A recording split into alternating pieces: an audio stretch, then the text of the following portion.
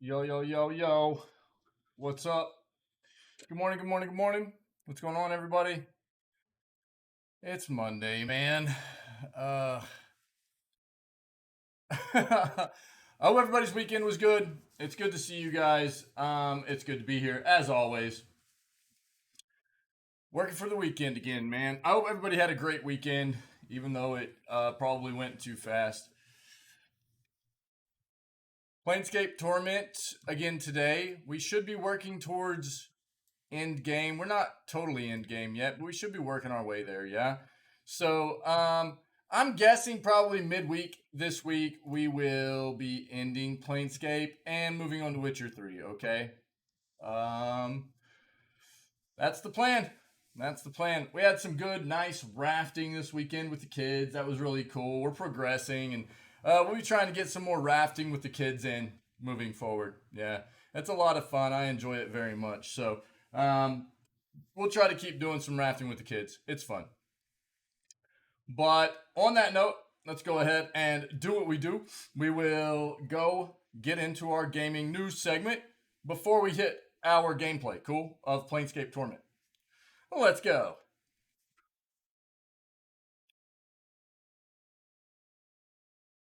EA still odd one out in gaming because they're trash. I don't even think that makes them the odd one out, but huge Switch sale gives rare discount to on exclusive games. Take a look there real quick. We already talked about this. Kojima's been like simmering the idea of a game for a while. Apparently, that's very much like his own take on kind of what Amazon has developed behind their success of the series The Boys. So he's quit watching it because he doesn't want it to have any kind of influence over his own potential title. AMD's FSR 2.0 is now available for Xbox Series XS and Xbox One. Let's see what that is. FSR. That sounds familiar, but I can't place what that tech is.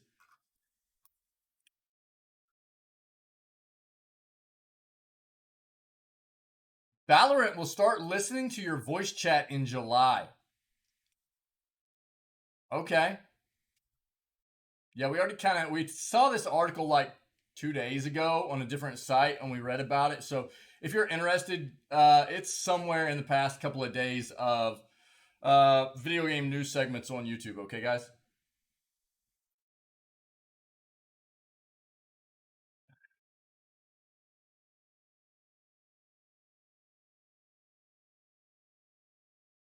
Oh, Games Done Quick kicks off today? That was 2 days ago? Dude, I didn't even know. Yo, awesome Games Done Quick, Summer Games Done Quick, GDQ. Amazing. It's always for charity and stuff. I'm going to pull this up. I love to promote GDQ.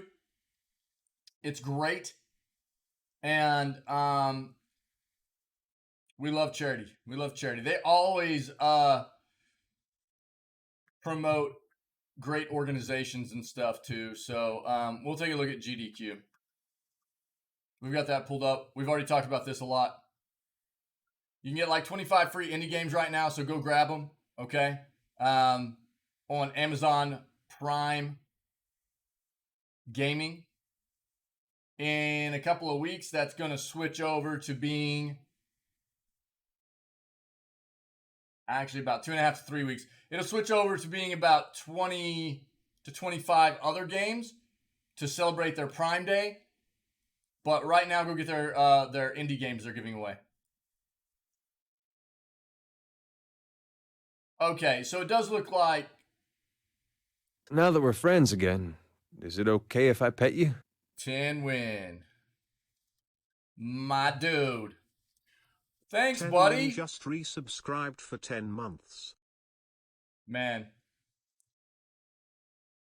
You and Queen, man, just been really neck and neck there with the long time support, man. I appreciate it very much, my friend. Thanks, dude. not just monetarily, you know what I mean? As much as it means for people to do above and beyond.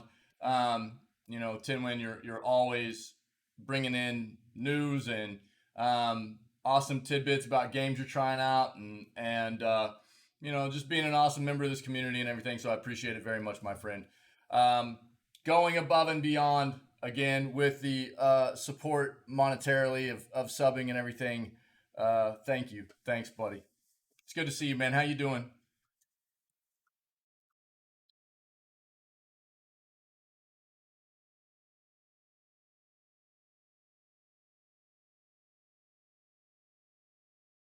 Yeah. Oh, did you really? Oh, really? Oh, dude, a sniper. Dude, I bet a sniper is OP. As kind of easy as it is to use the pistol and the rifle, like the lever action to kind of take out more distant enemies, especially when the pistol has got a damage power up. It felt. I bet the sniper is insane. That's cool, man. Yeah, I really liked the demo, man. I appreciate it. The demo was a lot of fun. Again, feels bad that I didn't get to finish it, but I'll probably play the main game when it comes out, so I'll experience it. Three head plays. I did get a couple of we got a couple of emotes and things done, or I did last night. We got a couple of we got yo. I figured I'd start every single stream off for some reason saying yo yo yo. I just realized this here recently that I always just start off the stream to say yo. So that's kind of like my hi, I guess, to everybody. So I got that created as a follower emote. So anybody can use that follows. We also got raid. We got a raid emote now. There's our new raid emote. Yeah, so whenever we raid or get raided, whatever. We also got there's our OA jam, as it were. I've been working, man. Been working. Hold on. Let's see something. What was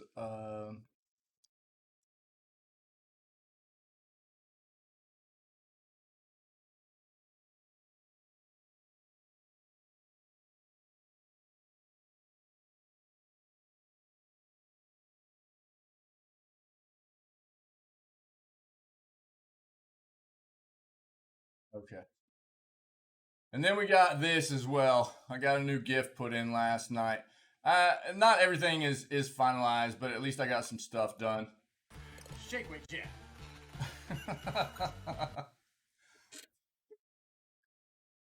So we be jamming now. We be jamming.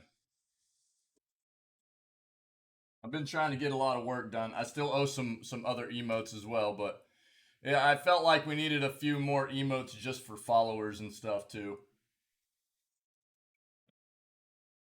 All right, let's keep going. We've talked a lot about Roe versus Wade already. Not that it doesn't need to be talked about constantly right now, because it does. Again, I definitely feel like this is a huge infringement on women's rights, something that was fought for back in the 70s, and now it feels like we're moving backwards in this country. And not only, I mean, is this a move towards backwards on infringing against what I feel is an infringement upon women's rights. This is a step towards just an infringement as a whole against human rights. It's not going to stop here. And I think what's real concerning for me is like watching the country I live in, kind of been going down this slippery slope for quite a while. And where I mean, for a long time now, it's been quite obvious the U.S. doesn't care about its people. It's just about money. There's a lot of corruption throughout the government, and it's all about who's in whose pocket. And healthcare is a business, and guns are a business, and it's just prisons are a business. It's really wild, and it's to the point where even one of the websites that I frequent, Imager, that's usually just full of like real wholesome, fun, enjoyable content, is just now to a point where, and I mean, it's not just a US based site or anything, it's all over the world, right? But you see just constant stuff right now where it's like people are like, I'm done, I've got to get out of this country, I'm making plans to get out, I can't, I don't feel safe here anymore. And I think that's a sentiment that a lot of U.S. citizens share at this point. That is, um, it has gone so far that people literally don't feel safe themselves. They definitely don't feel safe raising their children here anymore, um, and they're looking for a way to uh, find a better life somewhere else. And it's concerning, sad, being somebody that I mean, I've always felt very fortunate to be born in this country, and um, because there are dire places in the world, there really are. I've expressed that sentiment before, but it's pretty rough. That's all I'm going to say on it today. I don't want to drag this out too much. Look, 2 days ago, June 25th edition of Video Gaming News on YouTube. The very last segment we did was regarding the developers that had stood up against this repeal of overturn, or had stood up against the decision to overturn Roe versus Wade.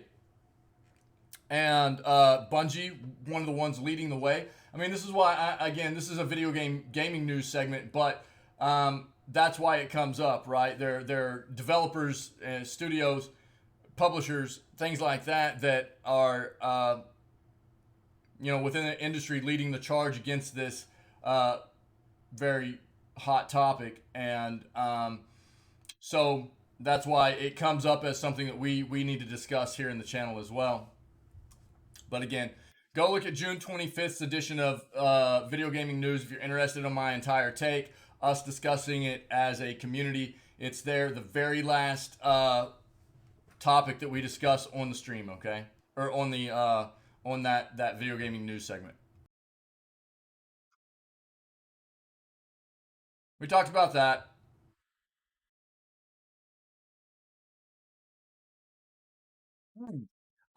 Steam Deck designer says solid state drive mod will significantly shorten. We'll see with that. I'm guessing load times and things, but we'll see. We'll see what else it might address. We've already got the Nintendo Cell stuff up right now, so I'm not going to dive into that again. We'd already looked at it.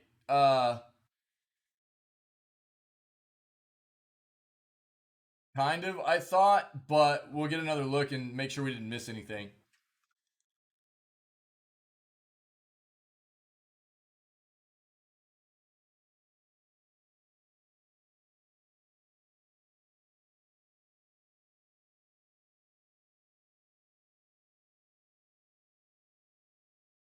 We've already talked a lot here recently about everything that Microsoft is doing to enhance their Edge browser, specifically in regards to improving it beyond what other browsers are able to do to make it better for their Xbox cloud gaming, right? So they're really trying to focus on bringing people in to use their browser specifically for Xbox cloud gaming.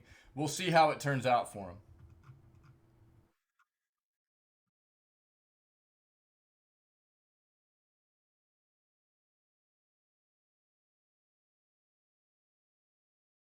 Yeah, we've already talked a lot about the Steam Summer Sale going on right now. There are a ton of games on sale, a ton of games. So, um, my advice would be go,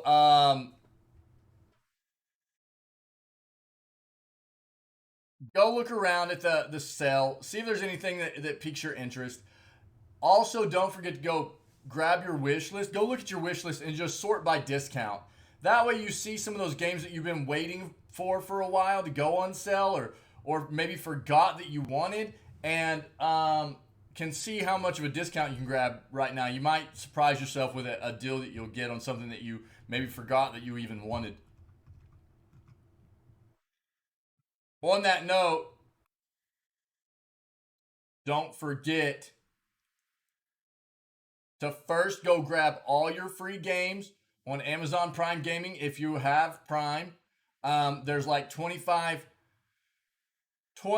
free indie games, and also go check the list for all the free games you're going to get in about 2.5 weeks for their Prime Day giveaway. Okay. And then also, you get Game of Thrones, the board game digital edition, Car Mechanic Simulator right now. Next week, you get Gene Force, Mutagen, and Iratus, Lord of the Dead. So if any of these were on your list for things that you might be wanting to play and you were thinking about buying them, as well as anything on Prime Gaming that you can get for free now or coming up within the next 2.5 weeks, hold off. Okay? Do yourself a favor. Don't spend more money than you need to.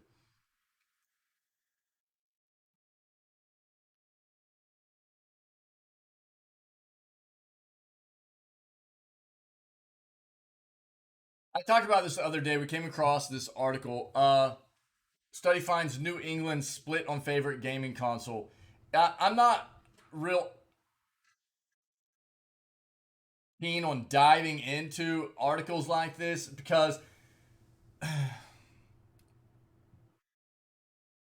what I have often found is you get fanboys and fangirls of consoles, right? Well, all kinds of tech, but consoles as well. So you get those PlayStation fans, you get Xbox fans, and it doesn't necessarily represent which is better than the other or anything like that. Um, it doesn't represent somebody that actually has both consoles and or has Xbox, PlayStation, Switch, all of those. I think we need to start putting probably Steam Deck into the console category at this point as well. I mean, somebody that has all the major consoles, you know what I mean, and is actually taking a critical look at which one they find to be the best for them, you know, uh, after spending hours playing each one. I think a lot of what comes into these kind of studies is just fans of each particular one and not necessarily somebody that plays or owns all of them, you know. So I don't like diving into that.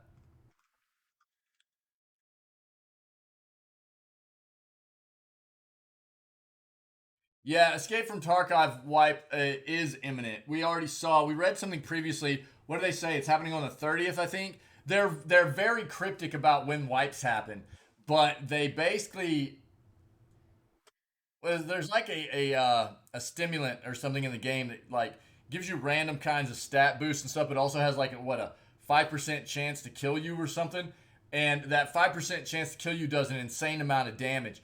But the damage they changed the amount of damage that it does to what everybody thinks is represent the date of what the wipe is going to be. And I think that they said it was going to be on the 30th, is what it looks like. So I'm not going to dive into that. We've already kind of read about that. This was about 5 or 6 days ago, but I think everybody knows the wipe's coming. If you're not familiar and and you're a player of Escape from Tarkov, you probably know. But get ready because the wipe's coming.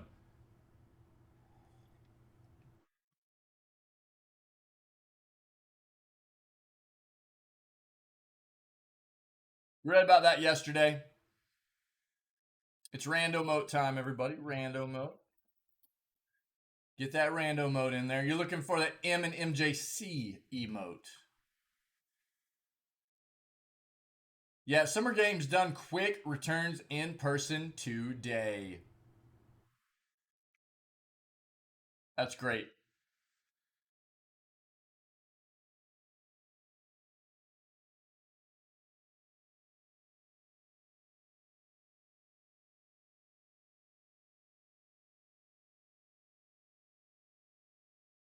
I'm getting to the point where I feel like, you know, there are so many companies popping up in the gamer. What's up, buddy? Nice try, dude. There's so many companies popping up in the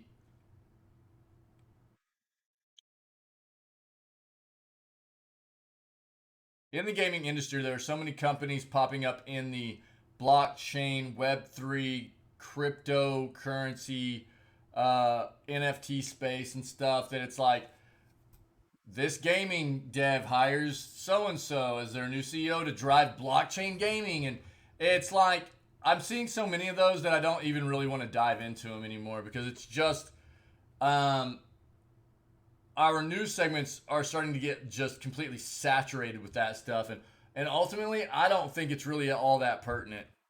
It's just like kind of promotional stuff to try to help drive awareness of these companies and what they're doing and try to get people uh, aware of who they are and what game they're making, and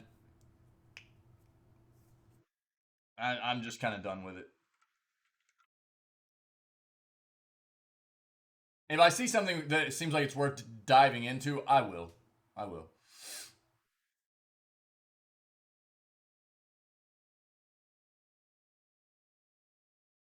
Yeah, I mean, obviously there are a lot of other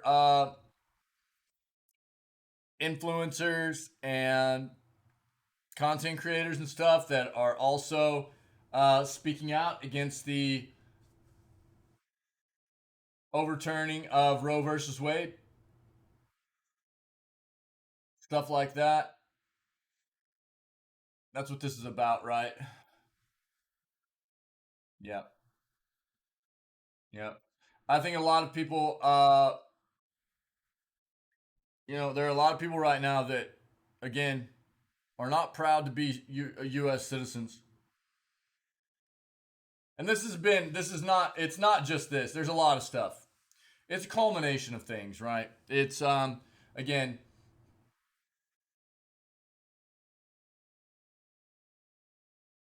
this has just been one thing after another.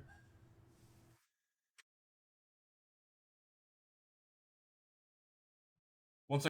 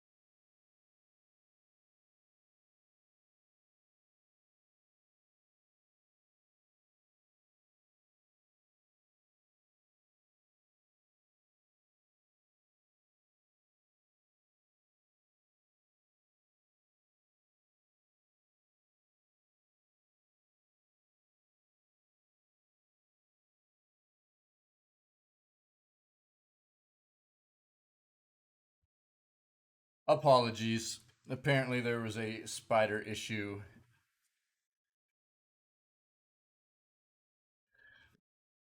I'm like the only person that doesn't mind the spooters. Everybody else within my household doesn't matter. It, it could be the size of a pinpoint, and it is game over, man. Yeah, it really is, gamer. It really is. Yeah, I mean, it's definitely changed a lot. Yeah, that's what I was just talking about. Yeah.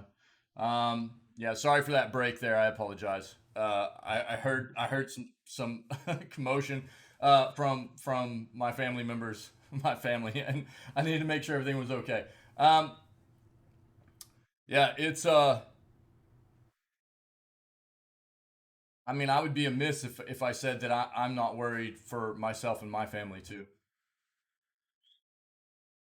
And I mean, I've expressed in the past how fortunate I feel to have been born and be part of this country in the past, because there are some brutal places to have to be to grow up and be a part of in this country, right? But or in this country, in this world. But at this point, nothing's getting better. It doesn't feel like things are only getting worse. Bad issues are only, things are only exacerbating to a greater level of disdain, and it's just real tragic, man. It's real tragic, and for a country that was once seen as like where everybody wanted to go, it is turning into a place where um, most people want to leave, unfortunately. So yeah, it's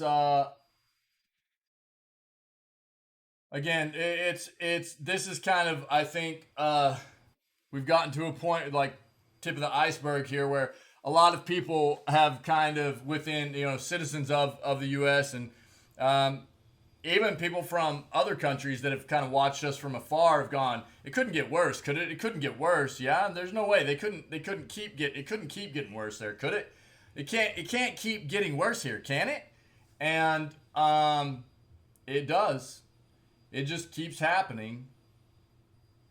And so at this point, I don't see any reason to believe that this country is going to change. So I don't know. It's scary. It's really scary, to be honest. That's all I'll say right now. Again, if you want my entire like drawdown on the whole Roe versus Wade thing, um, June 25th edition of Video Gaming News, the very end of the segment, we take a good while to go across it to really flesh out that idea of what's happening, and how I feel about it, how the community feels about it, and gaming studios that have addressed it, things like that. How Atari paved the way for Fortnite and changed the world. Yeah, man. They just had their 50th anniversary, right? Atari? That's insane. Insano, dude.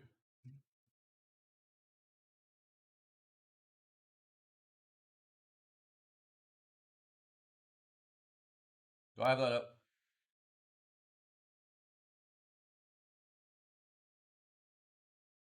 I don't think so. July's PlayStation Plus Essential Games have been revealed.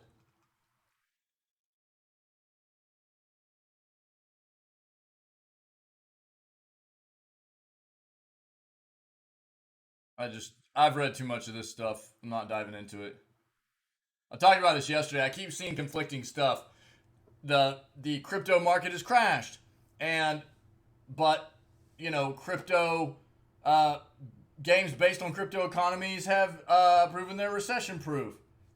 And then I've seen other stuff where it's like the crypto economy's crashed, and initially it didn't look like the games were going to, but now the games are getting suffering along with, and I keep seeing conflicting stuff. So if I can actually come up with something substantial to give you guys in that regard, I'll give it to you. But right now, I just keep getting conflicting stuff.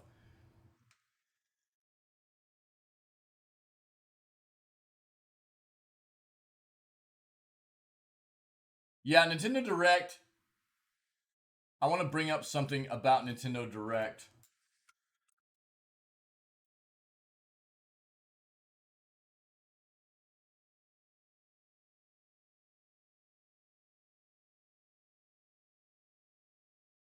No thanks. Okay, let's pull that up. See if we can find out exactly when this Nintendo Direct is happening, okay? Because yesterday we found out they're doing a Nintendo Direct either tomorrow or Tuesday. Or tomorrow or Wednesday, excuse me. But we need to know exactly when so we can try to watch it, alright? We saw that. GameStop has a lot of sale stuff going on as well. Take a look. We hit it a couple of days ago.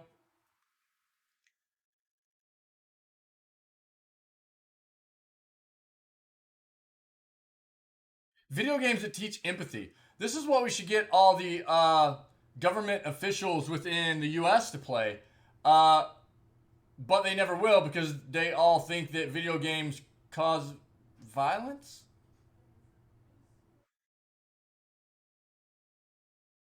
Yeah, they're the ones that let everybody carry guns? I don't know.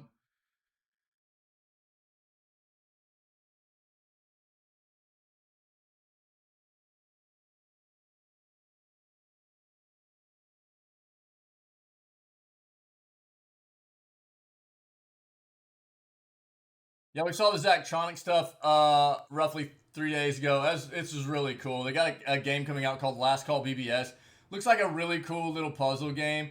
Zachtronics is a little indie dev, 5-person indie team that's been around for about 10 years, and they're going away. If take a look, you can still support them. Anything that you grab that's of theirs will still go to support those devs, even though they're dissolving that studio and they're going to go on to work on different projects separately. They will still be supported by the purchase of their games and everything. So go take a look. Mm-hmm.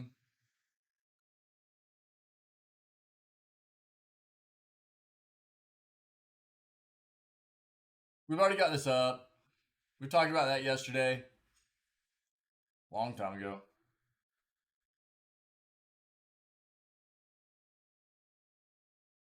Oh, here we go. Here's another video game music article. Cool. Let's read that.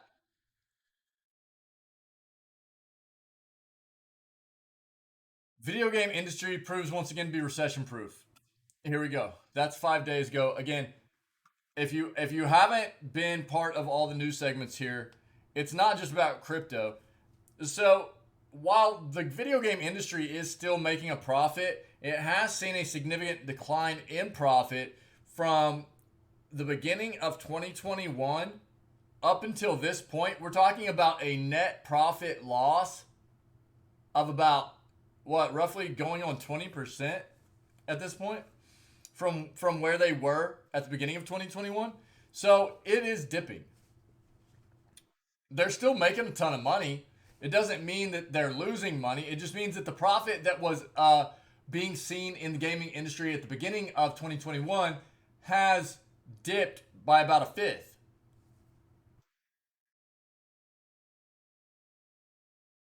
We already knew Sony was skipping Gamescom.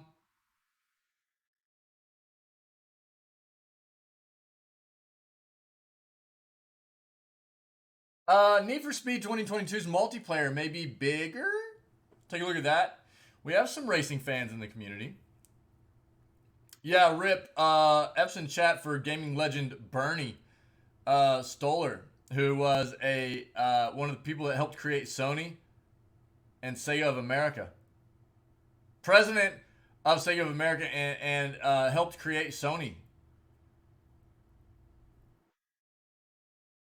Yep. Legend.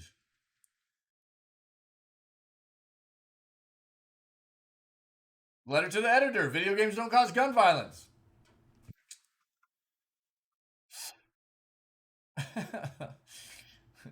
Jeez, dude.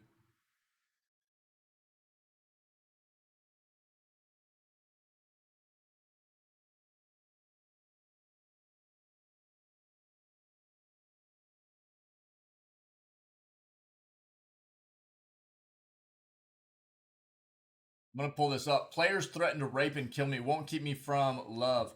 Uh, dude.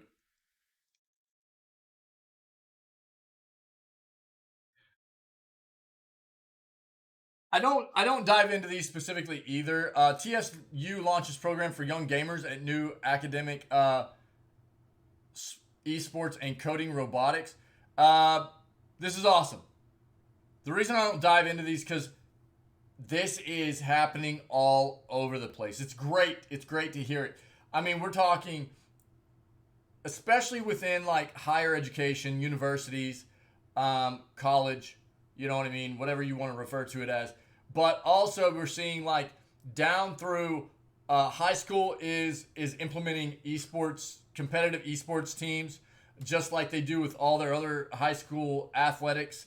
Um, Even down through, I mean, we've seen for years now down through like junior high and even elementary where they've got STEM programs going to teach kids coding and stuff like that. And now it's really moving into the realm of gaming and stuff like that too, which is great. That's awesome stuff. We just don't have time to dive into absolutely everything.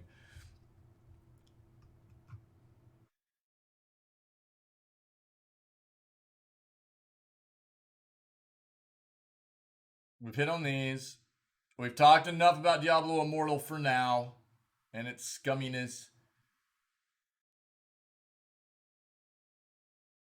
Talked about Point B from Netflix. Talked about those.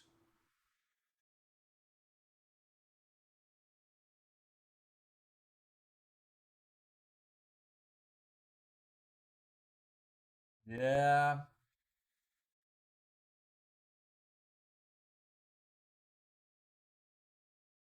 We talked about that yesterday.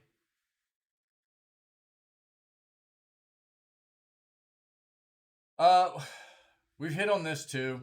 I can't remember what the name of that is. Yep. Cool. Let's go with what we have here. Let's go with what we have here.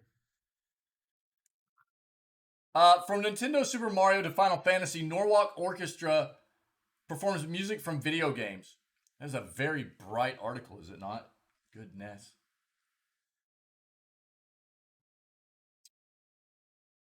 Most people know the classic composers Bach, Beethoven, Mozart. Others may enjoy cinematic themes of John Williams. The Norwalk Gamer Symphony Orchestra aims to move music listeners beyond the classics and into the video gaming realm. The audition free community orchestra specializes in playing orchestrated arrangements of music from video games. They play everything from Nintendo Super Mario and Zelda series to role playing games like Final Fantasy series, as well as multiplayer online games like MapleStory. The group is in rehearsals for their first public performance, aside from a few virtual concerts, since before the pandemic. They are committed to play at the Retro World Expo at the Connecticut Convention Center in Hartford on August 27th and at the Multiverse Expo in Bethel on September 18th. Excuse me. It's this collective shared experience, Rachel DeMeda, the vice president of the Norwalk GSO, said about hearing the music as well as playing it. It transforms a solidarity experience into a way to connect with other people. The response from audiences differs when they hear the orchestra for the first time, according to DeMeda, the vice president of the Norwalk GSO. Non-gamers are surprised by melodic quality of the music, while others who grew up playing video games like to share how the music made them feel during that scene of the game. Yeah. Quote, a lot of people say they didn't know video game music could sound like that, said DeMeda, the vice president of Norwalk GSO. Yes, you said that. Quote, for some people, they are thinking of the 8-bit games with the beeps and boops. They don't realize that you can take that 8-bit music and turn it into a full symphonic experience, even though there's some really good 8-bit music, in my opinion.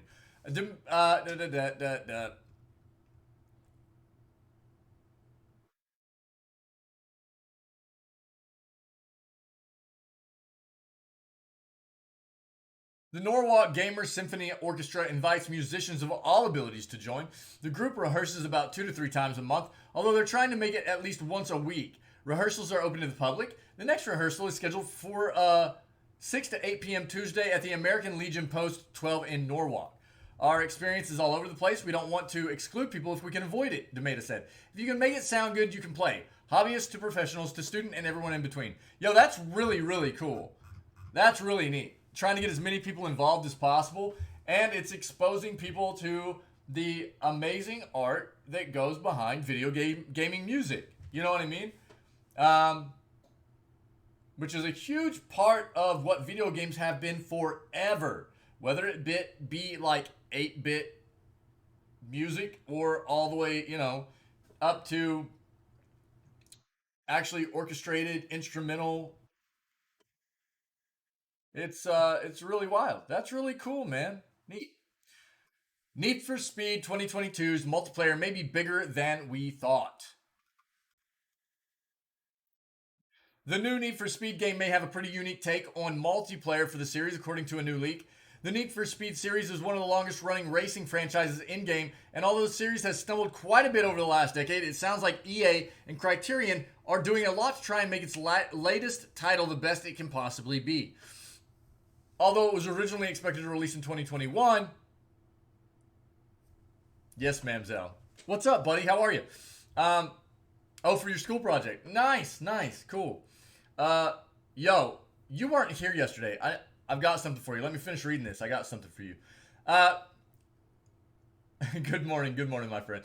EA delayed the game a year to allow Criterion to do support work on Battlefield 2042. I'll stop there. Now the developer is in the thick of the new racing game, and it sounds like they're trying to shake things up quite a bit. A new report from Tom Henderson via Xputer says that the game, which is reportedly titled Need for Speed Unbound, will be revealed sometime in July. As already reported, the new Need for Speed is expected to have anime elements, largely related to a fantastical aesthetic. Henderson's report notes that if players are driving fast, flames, smoke, and wind will fly off the car. The report also compares the character models to those from the animated TV series The Boondocks. Ooh, The Boondocks was cool. Nice animation. The biggest detail, however, suggests that players can initiate meetups, which allow players to gather together and drive around the city and start races as they please. That's cool. That's very GTA, yeah? Very GTA 5. The tracks have been described as unique.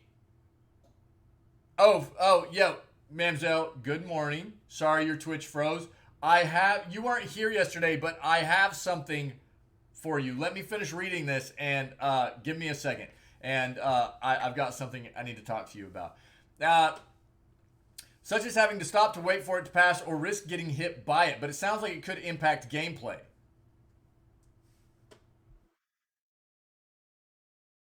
Cool.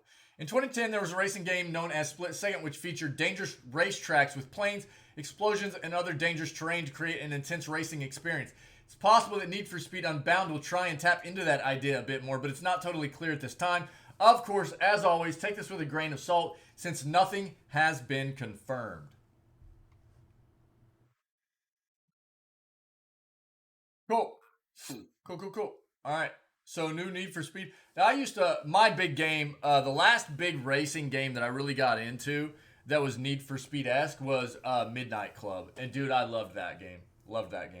Mamzelle, you ready?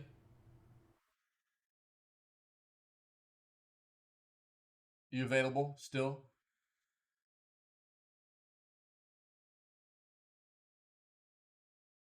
Are you having Twitch issues? Still?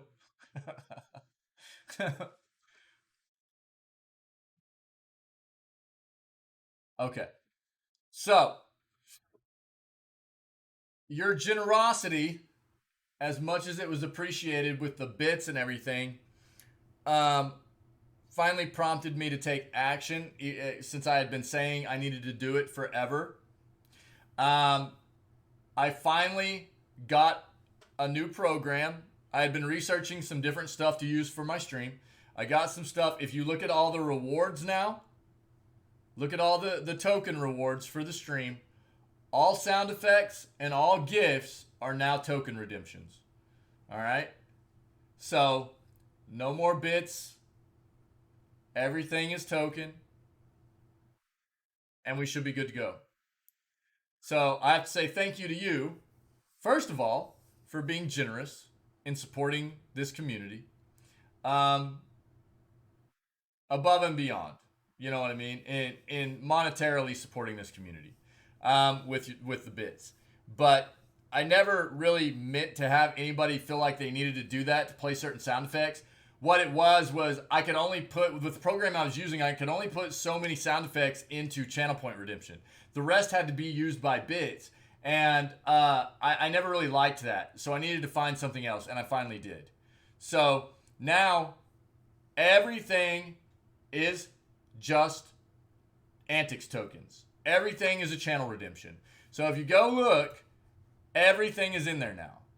And I actually got a new one put in last night. We got this one. Shake weight Jack. That is that's the new one. Sykes gonna love that. So that's our new GIF that I got made last night. We actually got I got some new emotes made last night too. About 3 of them. 2 of them are for followers. We got 2 new emotes made just specifically for followers. So anybody that's a follower has 2 new emotes that can be used. I've been working on stuff. You like that? You like that? Well, here's the new animated. Here's the new animated emote we have as well.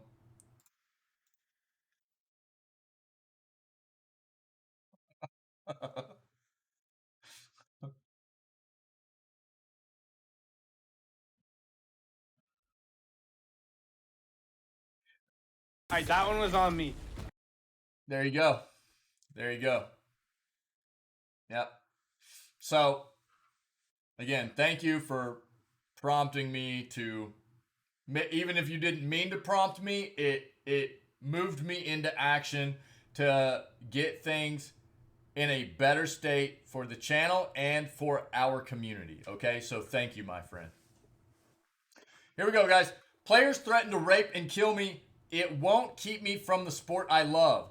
Reporter Kit Vickery loves the world of competitive video games, but has received vile abuse and threats from other players. This is terrible. Again, look, I say this all the time, but there's a huge, huge difference. Yeah, thanks, Vanzel. Right back at you, buddy.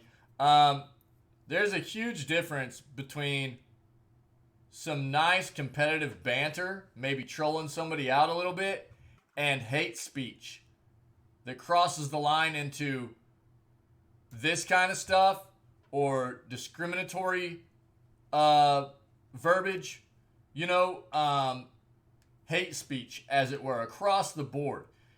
That is unacceptable. So we're going to read this real quick and see what this is about. It's pretty terrible. This is a long one. We'll see. I'll try to skim it pretty quick here and see what we get. But I always feel a bit weird talking about how much I like playing video games. I'm not sure if it's because it's something I picked up at university as a fully grown adult, the gatekeeping that a lot of game enjoyers like partake in, or the gender bias making women a bit of a minority in the gaming world. Perhaps it's all 3. Outside of work, I play a lot of games. In the last 2 weeks, I've racked up almost as many hours as a full-time job playing things like Stardew Valley, Cat Cafe Manager, and Breath of the Wild. But no game can ever come close to my main love, Dota 2. The multiplayer online battle arena MOBA sees teams of 5 go up against each other to try and destroy. It's horrifically complicated if you're new to the idea, but terribly addictive once you've got a taste. It's a MOBA game, right? We know what MOBAs are.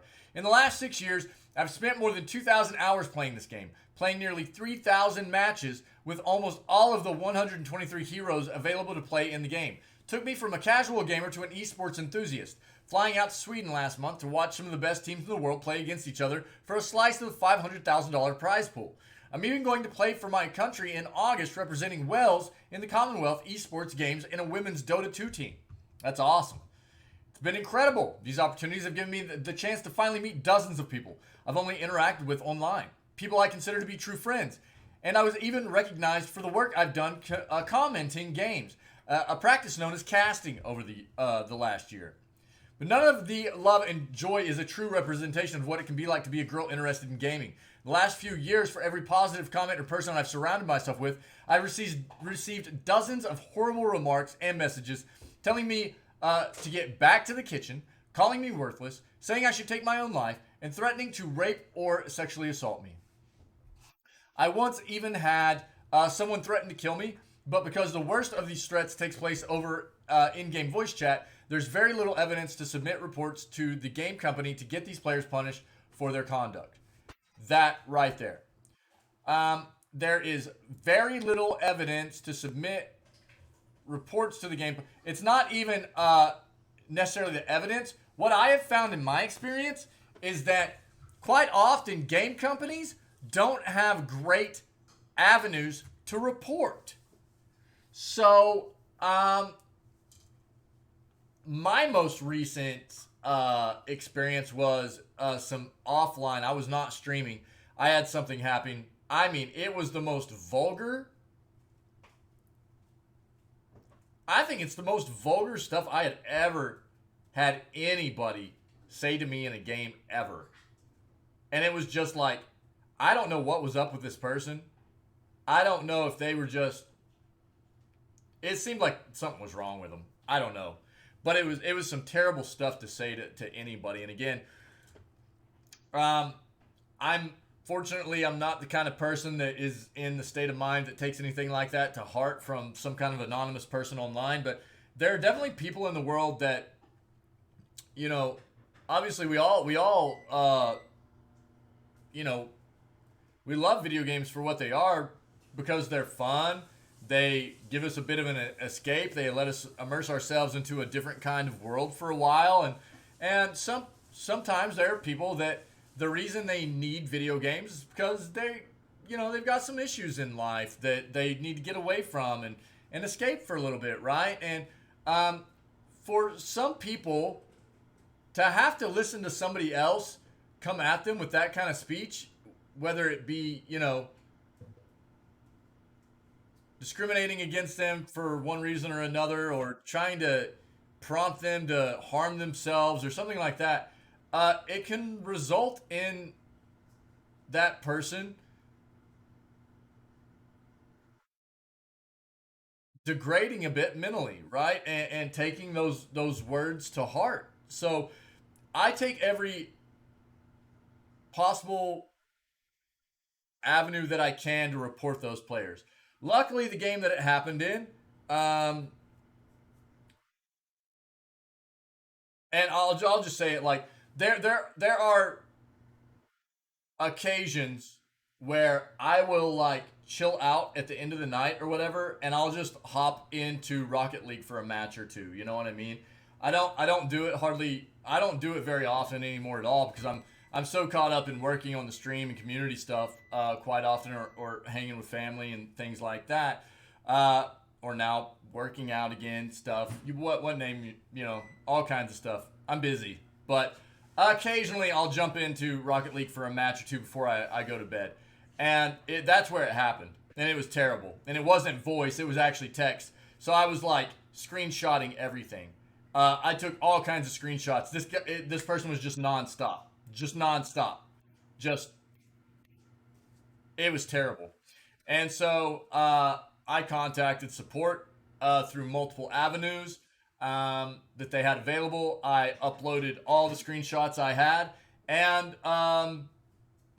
got confirmation that they were banned out of the game.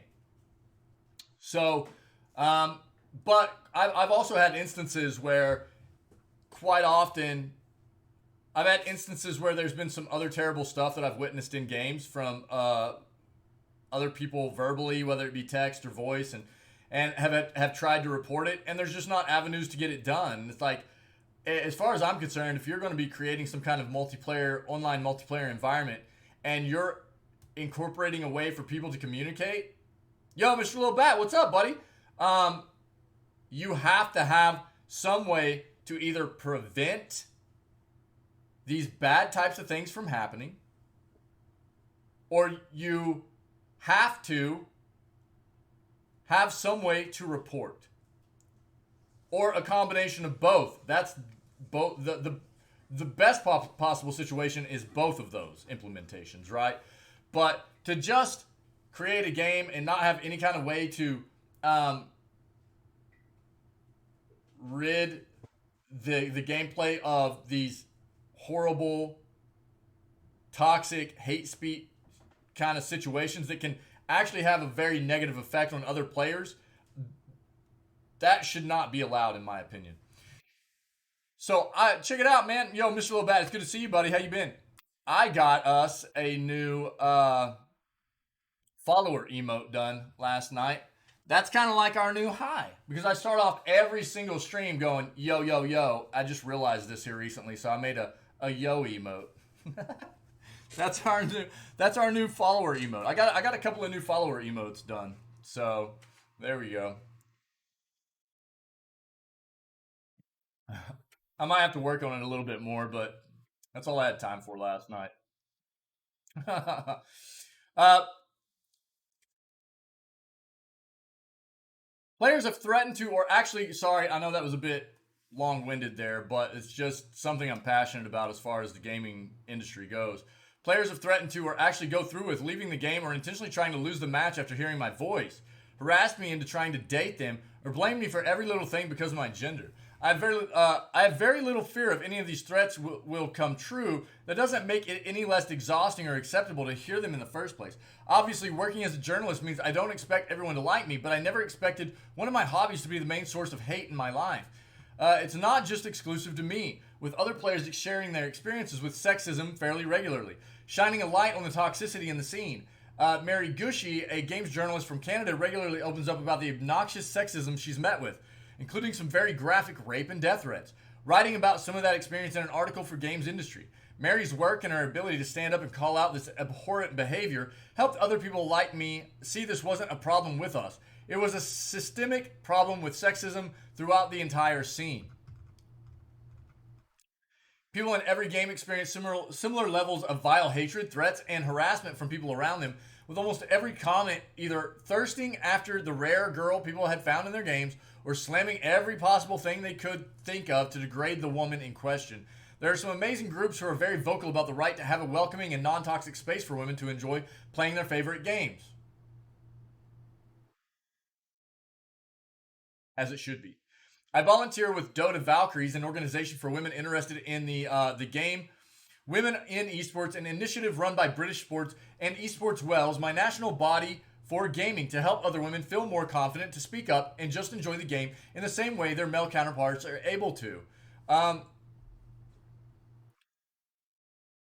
The thing is, this is awesome. It should be about everybody. This is what sucks. I know, and look, I'm not taking away from the fact that I understand that women in particular are a group of people that have a very difficult time in gaming. I am not trying to take away from that. I know it's difficult. They face a lot of issues that men don't face, and that sucks.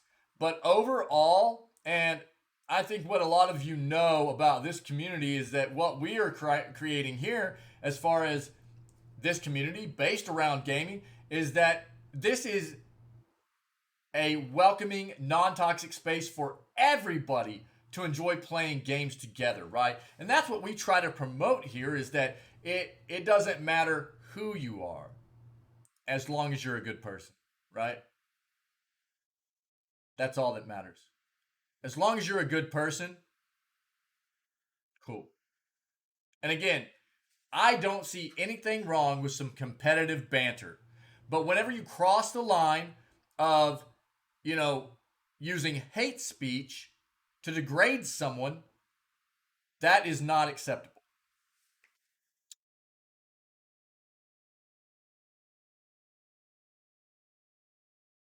Just saying, Mr. Lobat, I'll read that in just a moment. Let me finish this. Even without the degradation, there's still very clearly something not right in the gaming industry. There's a disproportionate amount of men in high-level roles in esports. Huge difference between the number of men and women attending professional events, which can't be put down to no women playing games.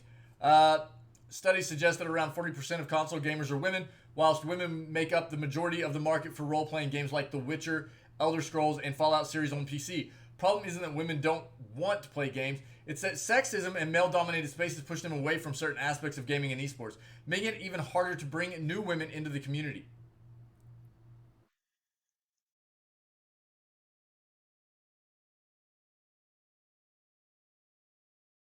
Yeah, you mean definitely a difference between the prominence of men and women within the gaming industry? Is that what you mean?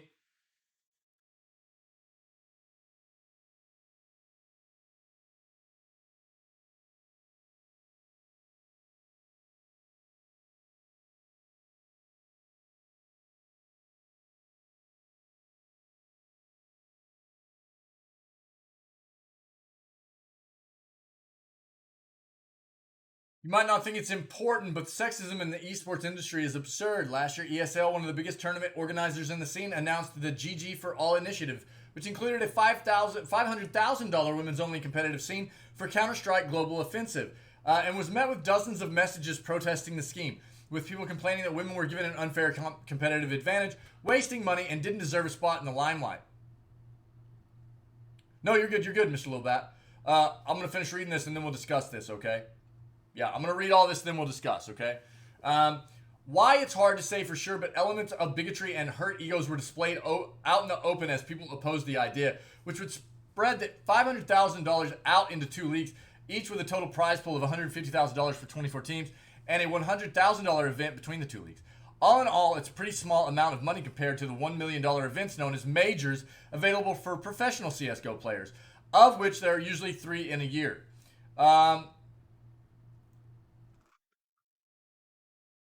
It's not a case that women just aren't good enough, because there are plenty of high-ranked women in the scene. The reasons behind there not being any professional female players are far too complex to solve by a simple get good. But of course, adding levels of nuance to the discussion would completely destroy the gotcha type arguments many of these people like to engage in. The most heartbreaking thing for me is that people fail to consider how this vile hatred affects the women around them. The players who have no ability or desire to become professionals or see their faces on the main stage broadcast. It means women don't use their microphones to talk in game, play alone, or even play at all for fear of being abused. It stops women from feeling like there's a place for them playing games, and reinforces the gender split we see imprinted on children from a young age, with Xbox and PlayStation accessories made for boys, with nothing about video games targeted to girls. I'm proud to stand up and put myself out there and say I like playing video games. The hatred I get hurts, but if just one other woman can see me and feel more comfortable booting up one of her favorite games, then I've achieved something incredible that makes the pain worth something. Yeah. Leah, let's discuss this real quick. Yeah, I mean, it's a great thing for us to talk about. Oh yeah, difference between talking trash, yeah, playing it, and then being completely toxic. Yeah, yeah, everybody's just trying to have fun, right? Yeah. There's definitely a difference between a bit of competitive banter and trolling somebody out a little bit, and actually turning it into a really nasty, toxic, hate speech filled kind of situation, right? Whether it be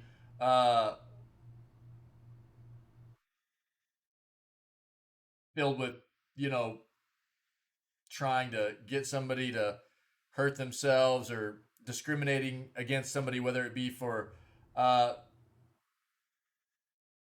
any number of things, you know, race, ethnicity, um, sexual preference, orientation. I mean, you name it. There's all kinds of ways that people will always find something different about somebody else than themselves to hate on somebody else, which is insane. It doesn't make any sense, right? As far as I'm concerned, it makes no sense at all. The world would be a very, very boring place if we were all the same person. It'd be so stupid. And instead of us just, you know,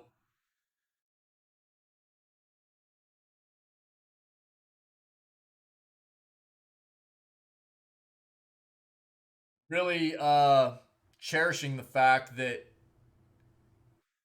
we as humans are different, and as long as you're a good person, that's okay, and it's cool. Like, it's cool, we're different, just be as long as you're a good person, that's all that matters, man. um just a lot. I mean, not everybody's a good person though, right? I mean, what I'll say here is that it's very difficult for women in the gaming industry. It is. It This is a great article. It brings up a great issue, um, and we're seeing more of these articles, which is good. Um, I grew up with my sisters playing video games with me. They weren't as interested in games as I was. Um, and one of the correlations I would like to see is like because I've done a bit of research in school whenever I was in higher education, university and stuff. I've done a bit of research through like psychology classes and stuff like that, having to do with the kinds of traditional toys that boys are given, as opposed to the traditional toys that girls are given. You know what I mean? And such as like girls are given dolls, boys are given like building blocks or whatever. You know what I mean? And does that have any kind of correlation with when, as children grow older, for them to have more of an aptitude towards gravitating towards playing video games? You know what I mean? Does that have any kind of correlation? It's just something I've been thinking about here lately when I come across articles like this too. I don't know. Not that it necessarily has anything pertinent to do with this, but it's just what I've been thinking. I grew up, both my sisters played games with me. I loved it. I have 2 kids. I've got a son and a daughter. They both play games. They have different preferences about games and stuff, but they both play a lot of games. They play many of the same games, and they have also opposite kind of preferences in games as well. You know what I mean? But I would hate for my my daughter to ever have to experience. And look, I mean, even me as I've experienced all kinds of hate speech and stuff like that. So I can only, I can only expect that that would be exacerbated to a significantly greater level being a woman in video games. You know, I've read too much about women's experience in video games and stuff like that. Country Chick, what's up? I'm great, my friend. How are you doing? How are you? So I think we just need to keep fighting the good fight and trying to make sure that, everybody, women included, because that's what we were just reading about, but everybody, no matter who you are within the industry and just in the world, you are accepted. As long as you're a good person. You're cool. You know what I mean? Be a good person, man. That's all it's about. Why? I don't see any other reason why anything else should matter. If you're a good person, man, we're cool. That's all that should really matter. You know what it seems like to me? Seems like all these guys that are hating on women in the industry are scared. Bunch of scared dudes running around.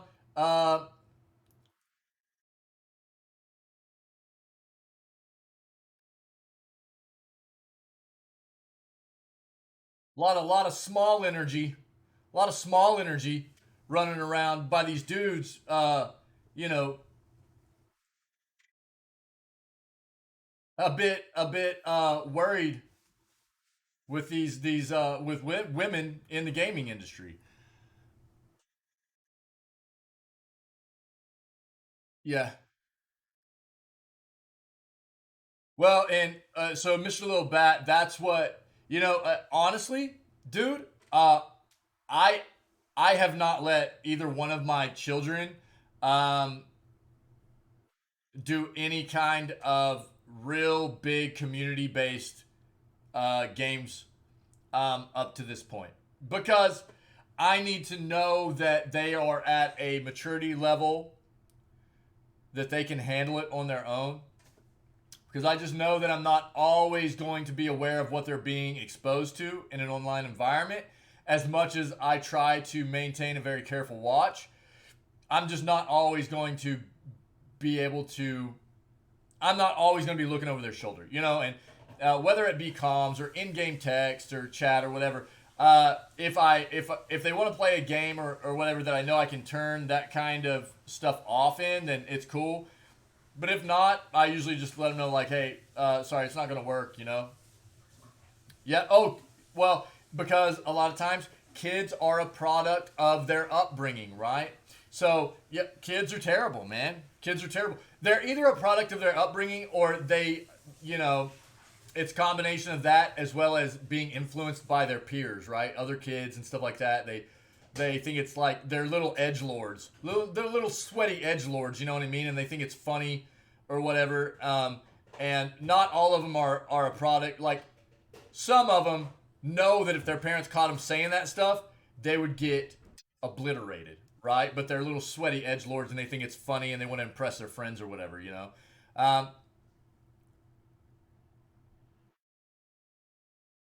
Doing okay. Big news. What's your big news? You woke up at 7:30 just for our stream? Cool. Yo, that's awesome. Thanks, country chick. That's great. Thank you. Yeah, I mean, but that's my thing too. You know, I've tried to protect my kids to the greatest extent possible, but they are getting older, and the biggest thing for me was like making sure that they had a really good foundation and base for being mature enough to handle that kind of stuff on their own, because there's no doubt about the fact that they're going to be exposed to it at some point. And I just needed to know that they were going to be sound enough, stable enough, aware enough of the fact that they are going to be exposed to it at some point, and to know that it's just some anonymous person that needs. This is what kills me, is quite often people on the internet that do this kind of stuff haven't ever had any kind of real life thing happen to them to knock them down, to knock sense into them, right? So they they think that they just go around like knocking everybody else around and use words to hurt people, and they suck, you know. Oh, cool. Dino mask fursuit. Oh, cool.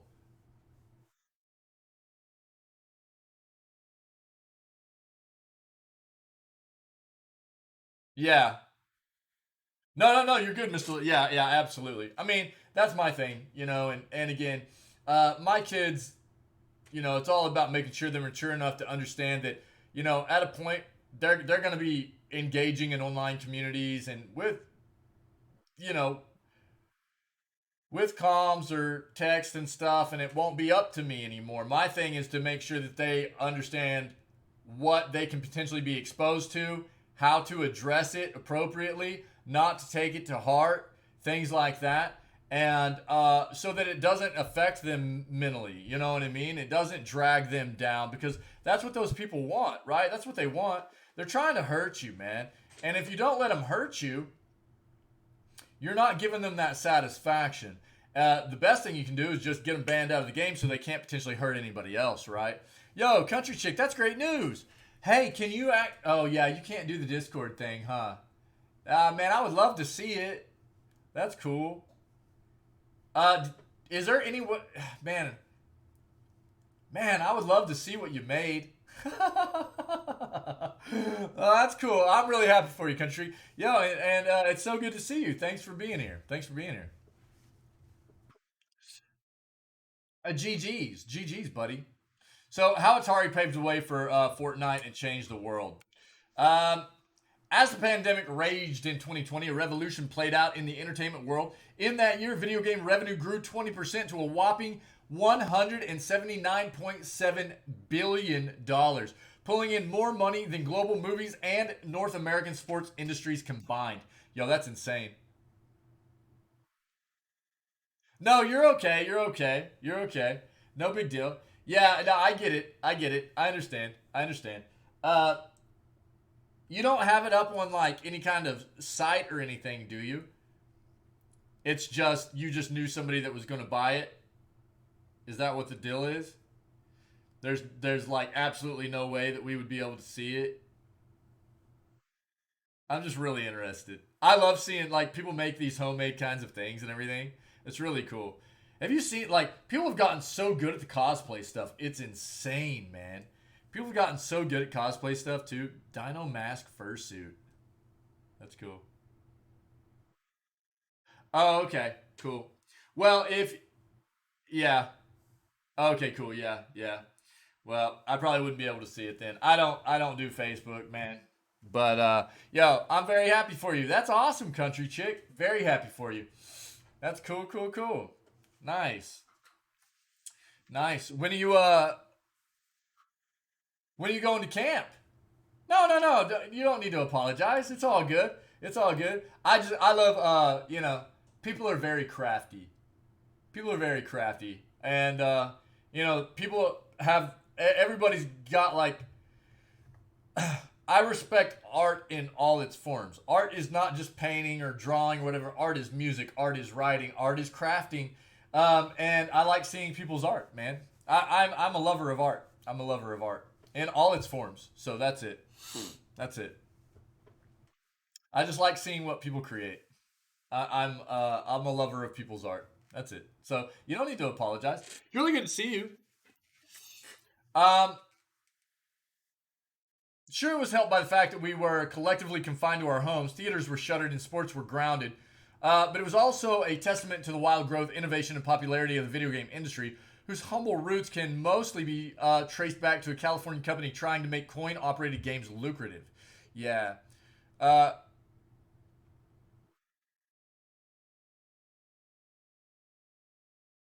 yep, absolutely, Mr. Lowbat. Yeah, you nailed it. And ultimately, you can't help people be better all the time. You know what I mean? You can set that example, lead by example, right? Um, and not everybody is going to take that and run with it. And sometimes you just got to kind of walk away, and let them be that sad, self-destructive, person that they are inside that is just taking out their own issues on other people. You just can't help everybody. So, I mean, set a good example. Just be who you are, which is a good person, and don't let those people affect you. That's it. Absolutely. Going on the 4th to the 8th. Oh, okay, cool.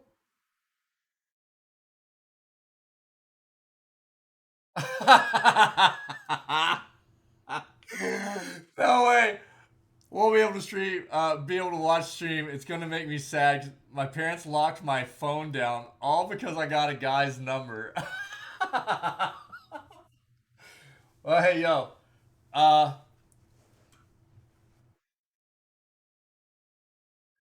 that's such a tough one, dude. I'm a guy. This is gonna be a tough thing for me too, because I have a daughter, and I was a young man at one point in my life. So I know how that world works.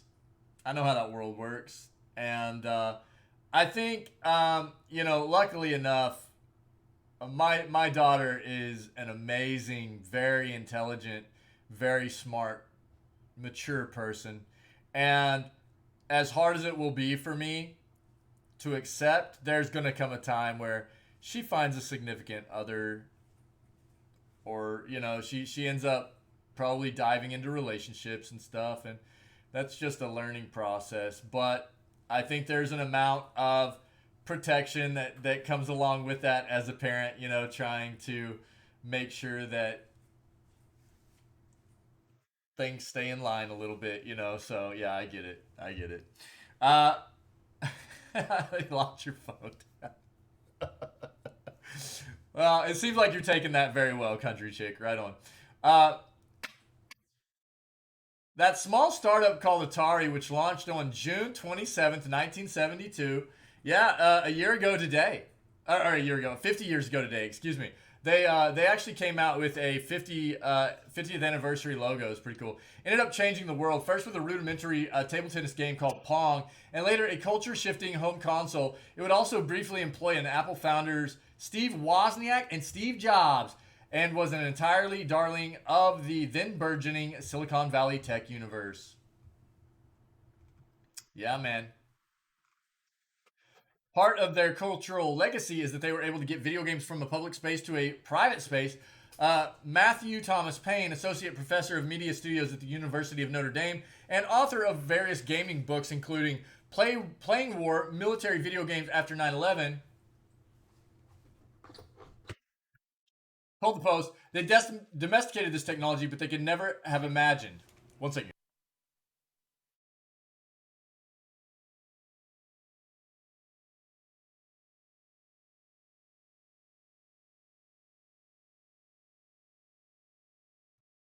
Sorry. How do you draw the line from Pong? Says from Pong to say Fortnite. It's a complex story.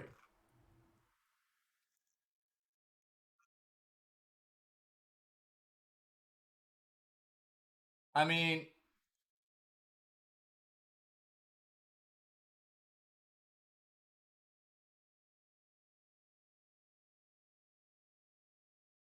this is a pretty long article.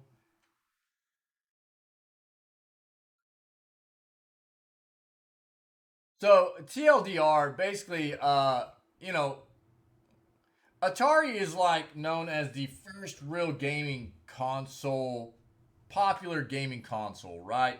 Um,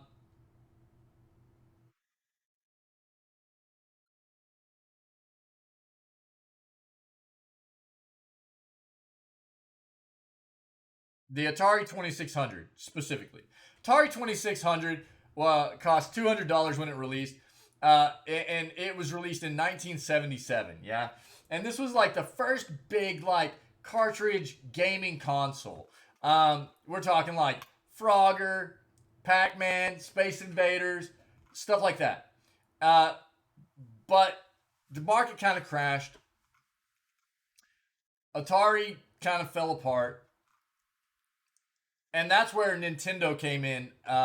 What 85, right? So roughly like 7 years later, 8 years later, Nintendo came in, and boom, video games took off again, right?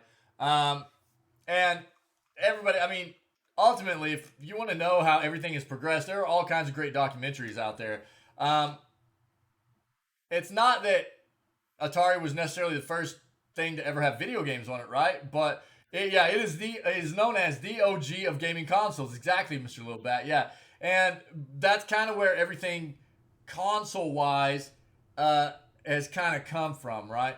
PCs have always kind of dabbled in video games and stuff, but as far as like gaming and what consoles have been known as, yeah, Atari 2600 is like the OG, and it's really kind of what got like then Nintendo came, and you know then we ended up with PlayStation, and Atari actually even dove back into what was it, like the Jaguar. You guys remember the Jaguar 64 back in the day or whatever?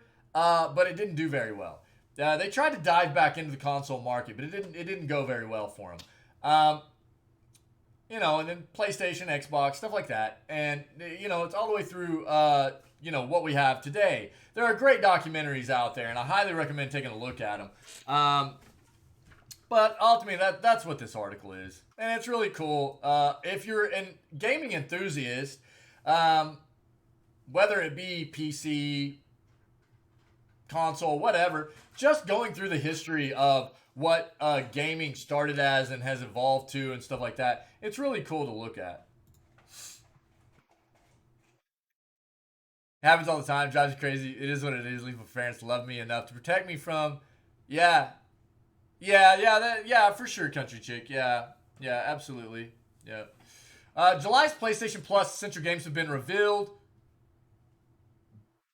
Crash 4 and Man of Medan are among next month's free games. Deal Labs user Bill Kun has been accurately leaking the PS Plus lineups almost every month since September 2021, has revealed what they claim to be the new titles coming to the service in July. New batch of games reportedly include Crash 4 and Man of Medan, first game in the Dark Pictures anthology. These games look really cool. I want to play these at some point.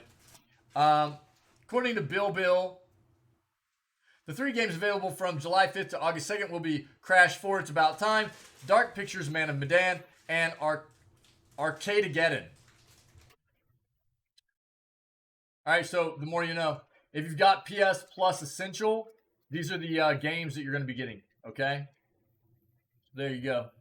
From July 5th to August 2nd, all right?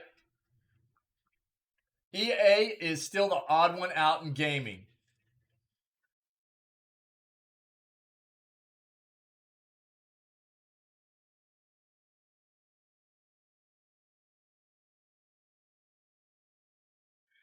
All things considered, video game leader EA is having a pretty decent year despite inflation worries, recession fears, and other macroeconomic headwinds. Shares of EA are only down about 2% this year, a drop that's not nearly as bad as the rest of the tech sector, which is now in bear market territory. But there are concerns about EA's future as the gaming industry consolidates. A lot of acquisitions, yeah.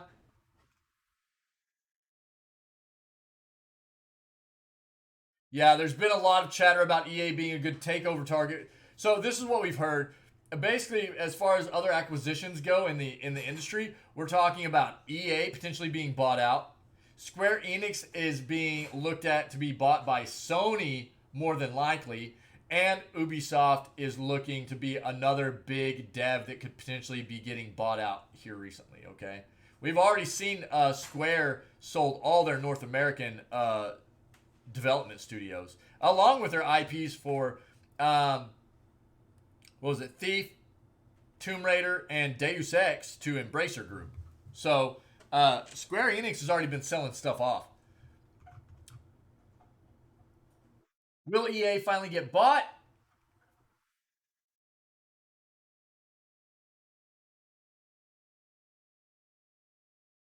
Analysts at Goldman Sachs estimate there's about a 15% probability that EA could itself be acquired, given heightened levels of M&A activity within the video gaming space, according to a recent report about the broader tech sector.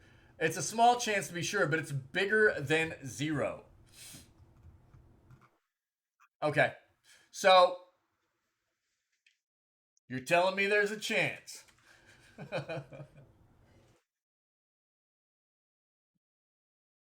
Huge Nintendo Switch sale gives rare discount to exclusive games. All right.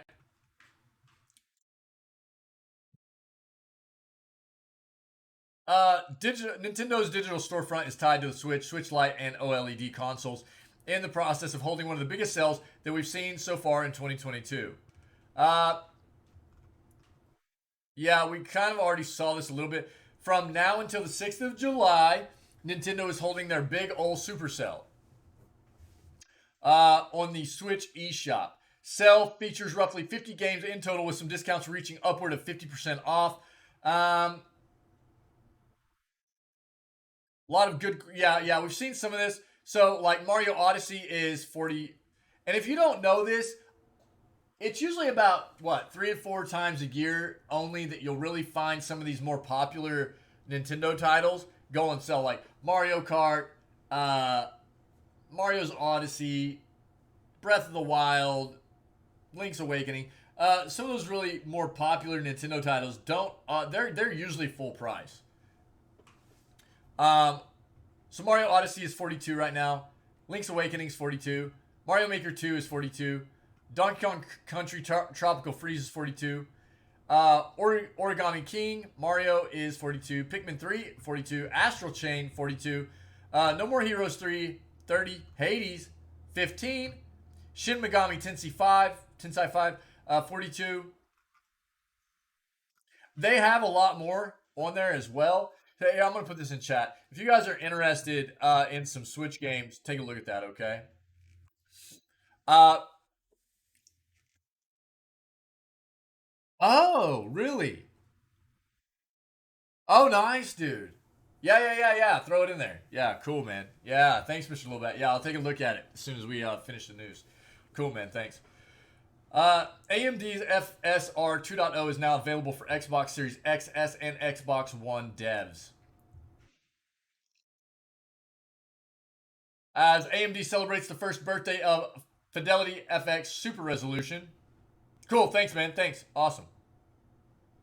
The tech company has announced that, and GG's to the kiddos, dude. That's awesome.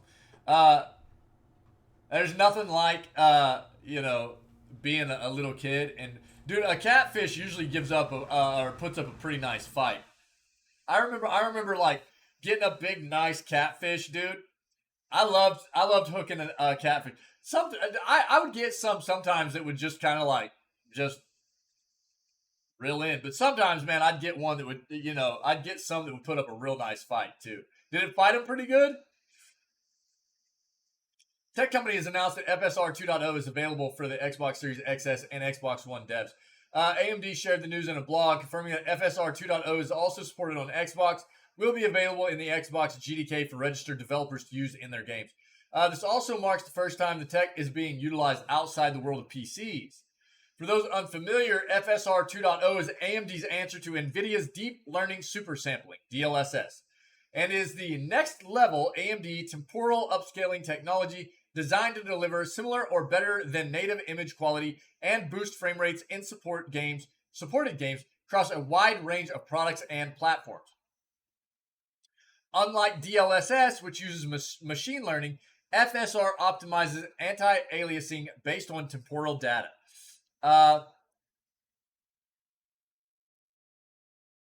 AMD confirmed FSR support for Xbox last year, noting that it uses AI to upscale lower resolution images and makes them appear at a higher resolution without requiring a substantial amount of performance. Cool. So there you go. Tech is really just, as far as gaming is concerned, they're really pushing a lot of this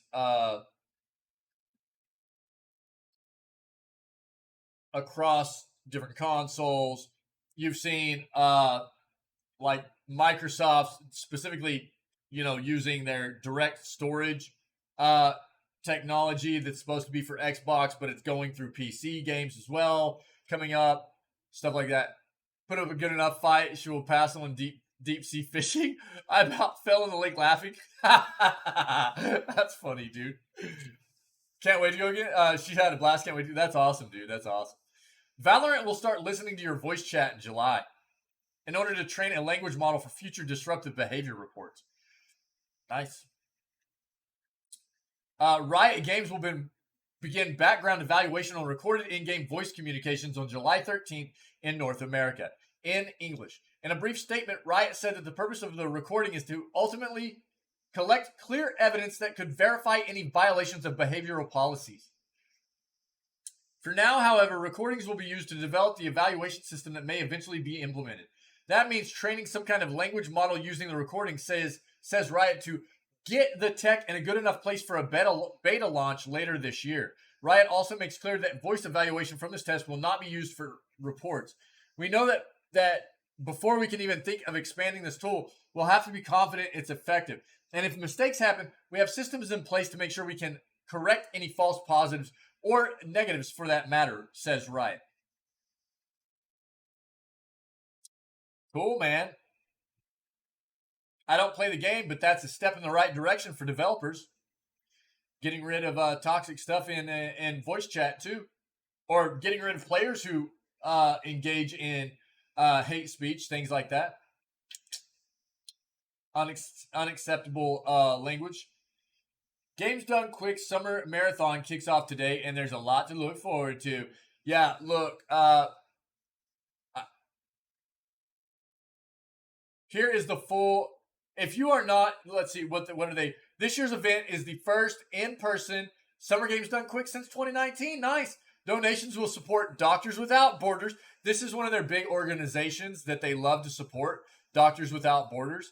And this year's Winter Games Done Quick event, Awesome Games Done Quick, raised $3.4 million for the Prevent Cancer Foundation, a new record for money raised at a single GDQ.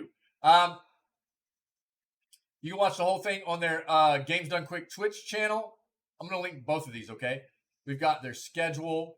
Here's their schedule, okay? If you guys don't know what Games Done Quick is, I'm going to link their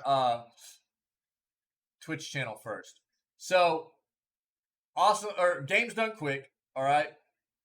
Pause this. A series of charity video game fundraising events featuring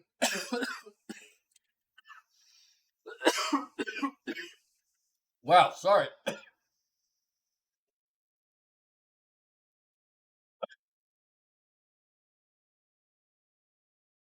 must have swallowed a bug. Jeez. Excuse me. I don't know what just happened. Series of charity video game fundraising events featuring high-level gameplay. To date, GDQ has raised over $37 million for charity. So, literally just a charity thing where they play games. And they get all kinds of different people to come play games that are known for speedrunning games. And it's all about charity. It's all about charity. It's a really cool event. They do like a summer event, a winter event. It's all about all the proceeds really go to, besides helping to put on the events, just everything else goes to the charities. And this is their Twitch link, okay? So you can watch. This is their schedule right here. And this shows like the interview crew. Or this is runners and host, okay? So you can see like Kirby in the Forgotten Land, right? For today is being run by Mr. Shasta, and the host is Kung Fu Fruit Cup, right? So you can find out who the runner is, who's hosting, or like kind of doing the play-by-play for what's going on during the run to try to keep you up to date with what exactly is happening while the person's running the game. They both usually talk through the entire thing, but quite often the runner is very focused on what they're doing, right? This gives the time and date of everything that's going on. It's broken down into each day. This is going to be going on all the way through the 3rd of July. So there's the schedule. It's already put in. Was that all I needed? Schedule? Channel? Yeah, I don't know. Check it out. Games Done Quick is amazing. Okay, I promote it. I've been watching Games Done Quick for years and years and years. It's a great piece of entertainment. It's awesome watching people just speedrun games all the time, as well as it is a huge charity event. Okay, or their events are for charity. They raise a ton of money for amazing organizations, right? So take a look. It's great. I will always promote Games Done Quick. Cool stuff. Steam Deck designer says solid state drive mod will significantly shorten the life of your deck. Oh! Let's see this. Whoa! Please don't do this. Has been the stance of Valve Steam Deck designer Lawrence Yang regarding a solid-state drive mod that came to light recently. We reported on the mod itself last week, which saw one deck owner replace the original 2230 size solid-state drive with a more readily available 2242 size drive. Yang responded via Twitter suggesting that the charge IC itself gets rather toasty, and the removed thermal pad really shouldn't be removed. He also states that these larger solid-state drives, while they may be more easily found and often cheaper, generally draw more power and therefore get hotter than the design parameters initially spec'd out for the Steam Deck itself, which might also mean they're going to make your device battery not last as long if you're running it while not plugged in. Basically, don't do this. This mod may appear to work, but will significantly shorten the life of your deck. Storage has been one of the hot topics around Valve's Steam Deck, largely because that has been the defining characteristic of the different tiers of deck you can buy. But even back when it was revealed that the handheld gaming PC held a standard M.2 slot inside its compact innards, Valve has been continually advising users not to try do-it-yourself and an updated solid-state drive into the device. The other side of the deck, well, I doubt it'll catch it on fire, but I mean, anybody that knows very much about, I guess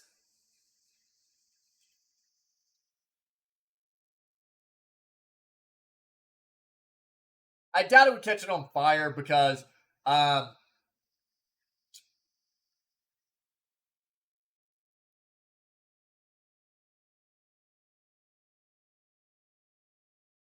most tech components are rated to withstand a very high threshold of heat, right? That way they don't catch fire. Now, if you go, yeah. But what it would do is absolutely decrease the life of the system. I mean, that's why I always tell people when we talk about laptops, right?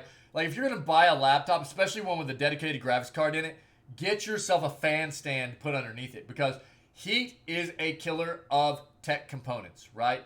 Heat will destroy technology components. That is the number one killer of a component.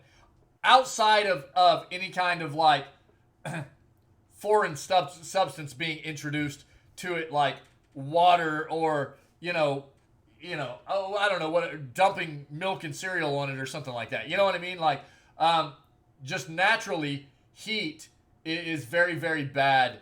It ultimately leads to degradation of components at a much faster level. That's why it's important to keep your components as cool as possible, right?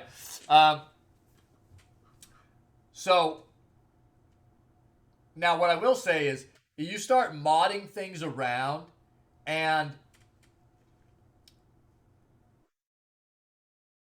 it doesn't mean you can't catch something on fire. So you're not totally wrong, but something like a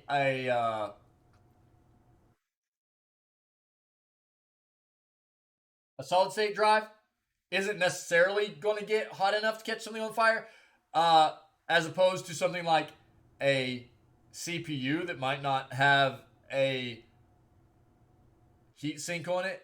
You know what I mean? But anything that gets hot enough, if something goes wrong, anything that gets hot enough could potentially start a fire, right? And if you're talking about modding something, and you might not know exactly what you're doing and you're just doing a bunch of science, there's the potential to run into some issues that might not be foreseen, right? So, again, here, the other side of the deck debate has surrounded thermals. Therefore, fan noise as well as battery life. If you're dropping any fresh component in the system that asks for more power than the original parts the machine's power and cooling solutions were designed for, then you're liable to make a loss in battery life and gain a chunk of heat. Absolutely. That's what I was just talking about.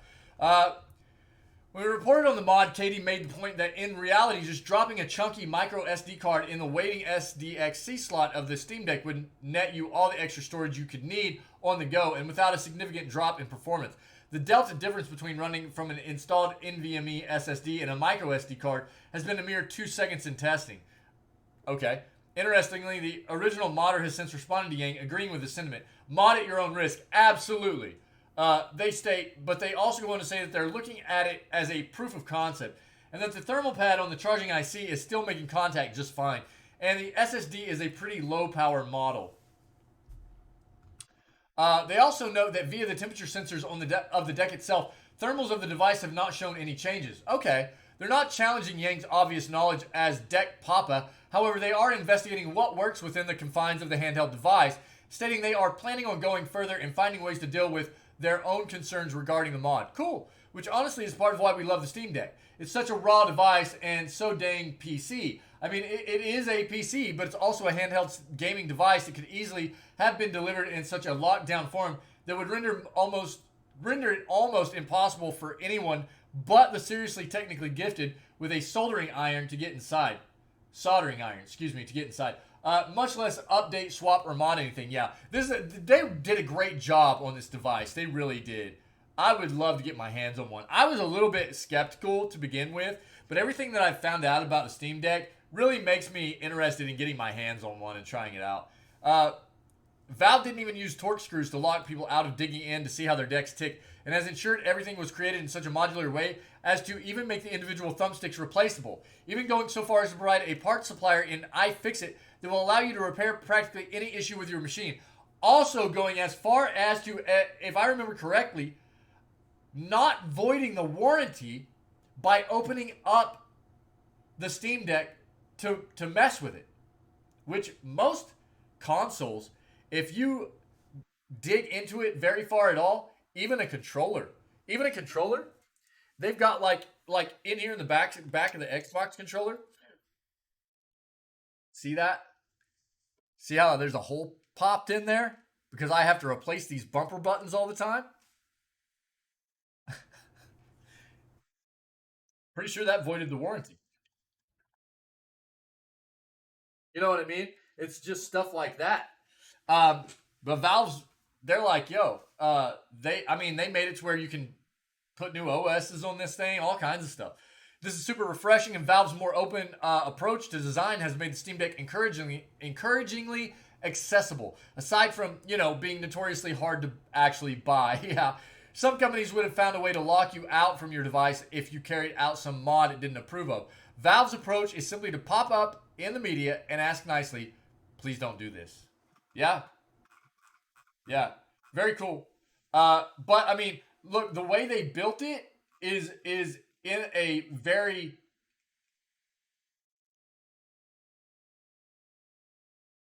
tinker friendly way, if you will, right? It's like whether you want to mess with modding out the components a little bit or you want to mod with the software, the operating system, stuff like that, they made it in a very user friendly way. Replacing components, what have you. They did a great job on this thing. Somebody that's I build my own PCs. I love technology, messing with stuff, digging into things. This is my kind of device right here. Last news article for the morning. If you are, or if you have anything we haven't touched on yet this morning or over the past, news segments that you find to be appropriate for us to go ahead and take a dive into that, or you're just not sure if we've hit on yet or whatever, please let me know in chat and I'll address it before we end the news segment with this last article, okay? New Nintendo Direct potentially teased by Nintendo Store. Okay. Rumors of a new Nintendo Direct presentation for this week have grown even stronger thanks to a recent development associated with the Nintendo Store.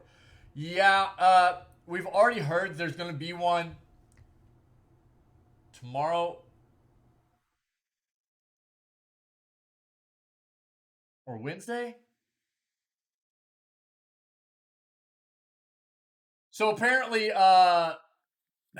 the Nintendo Store is going to be down from maintenance from the 27th until the 29th.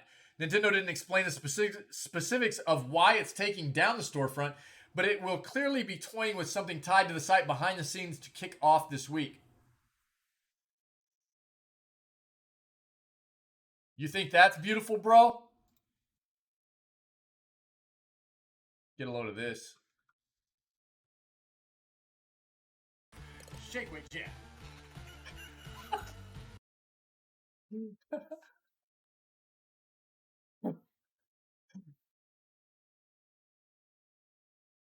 I can find.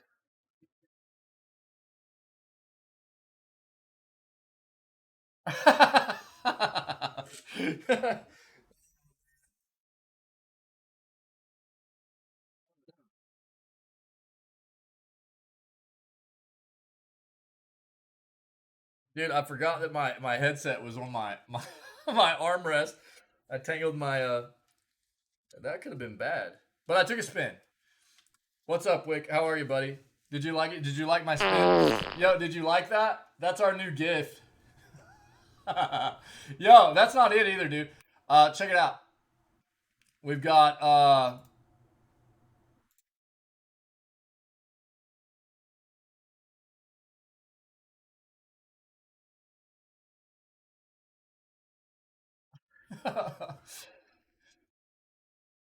ultimately what I would like to do is like remove the background there.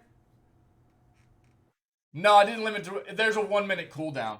1 minute cooldown. There's a 1 minute cooldown on it. Everything has a 1 minute cooldown, dude. Yeah. Nice. Nice. And I got some follower emotes done last night too, dude. I got some new follower emotes. So I start off every stream saying yo. I just realized this here recently, like because I go back and I cut out my news segments every day. So every day I was like going back and cutting my. And I would like start the stream. I'm like yo yo yo yeah, yeah, and we got a raid emote too, man. All right, cool, Wick, cool, buddy. All right, man. Yeah, we got it, dude. We're getting things done. All right, so it's good to see you, buddy. Nintendo didn't explain the specifics of why it's taking down the storefront, but it will clearly be toying with something tied to the site behind the scenes to kick off this week. So how could this possibly be related to a new Nintendo Direct for June? Well, in the past, we've actually seen instances like this where Nintendo plans maintenance for its sites prior to a new Nintendo Direct showcase. Oftentimes, Nintendo ends up adding new listings associated with games that potentially haven't been announced yet just prior to their unveiling in a Direct. Okay.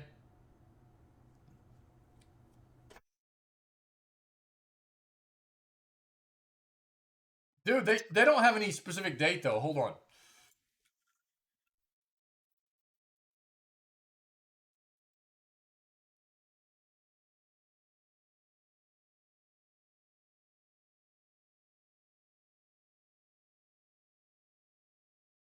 Seven minutes ago. We got it, guys. We got it. Nintendo Wire right here. It's official. Nintendo has announced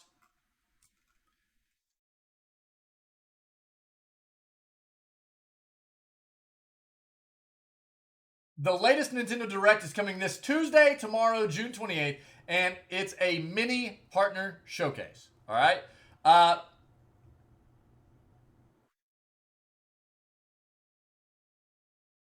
6 a.m. Pacific, so 8 o'clock here. Dude, we'll end the news segment and we'll roll right into the Nintendo Direct, okay? Roughly 25 minutes, so about a 30-minute showcase. Easy. Yeah, 8 o'clock. 8 o'clock a.m. We can expect to see 25 minutes of info on third-party Nintendo Switch games. Not exactly what many were hoping to see, but anything is better than nothing. Stay tuned for all the latest. Cool. Tomorrow morning. Cool? We got it. We got it. There we go.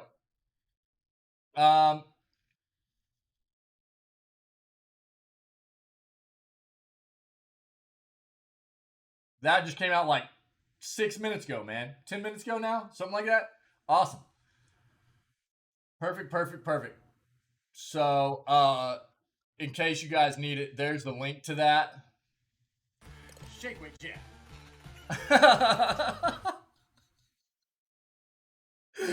Oh, dude. I've been doing some work. I've been doing some work. Now on this page, it's even better because you get like no,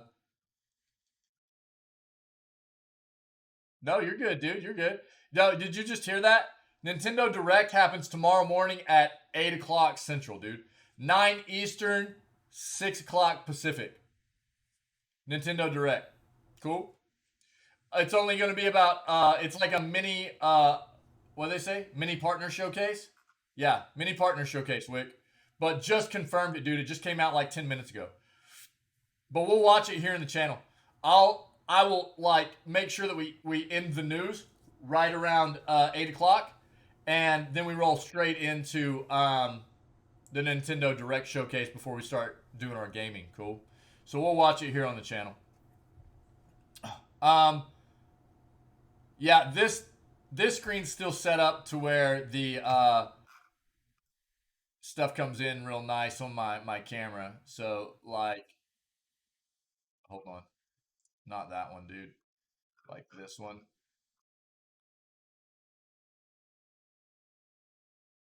Wait, what? Why did that? That didn't work? Oh, is it because they're still on a cooldown? It might be because the other one just played. That was weird.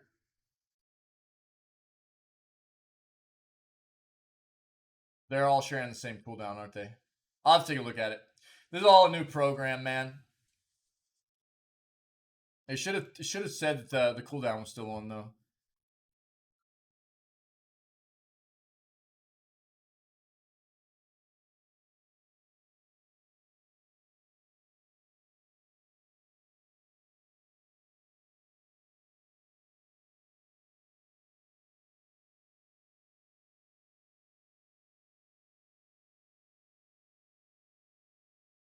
Yo, what? Let me see here. Now it's not working.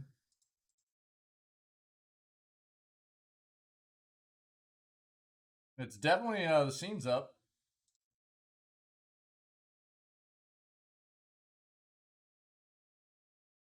Try a different one.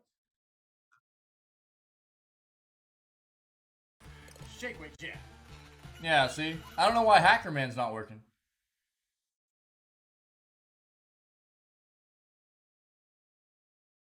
I'll look at it. But yeah, I like this scene because it comes up right into the camera. I probably got a little bit of tweaking to do on stuff, but at least we've got everything in the channel points now, and we're getting some more GIFs and stuff put in. It feels good. More emotes, new emotes. I've still got some other ones to work on, but it feels good getting some new like follower emotes done too for everybody that isn't necessarily subbed in and stuff like that. It feels nice. That's it for news, guys. We'll watch Nintendo Direct tomorrow, right as soon as we finish the news up, okay? Before we get into gameplay.